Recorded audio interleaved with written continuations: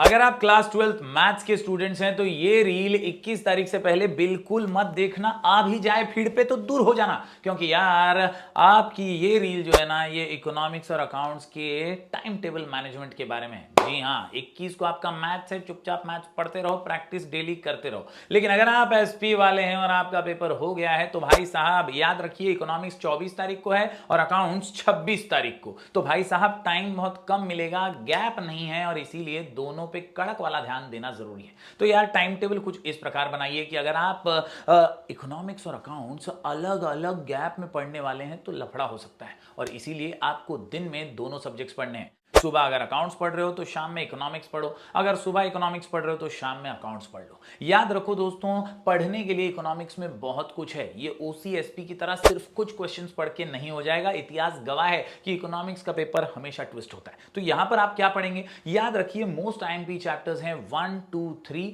7 8 9। मैं रिपीट कर रहा हूं, 1 2 3 7 8 9, और इकोनॉमिक्स का पेपर होगा फाइन।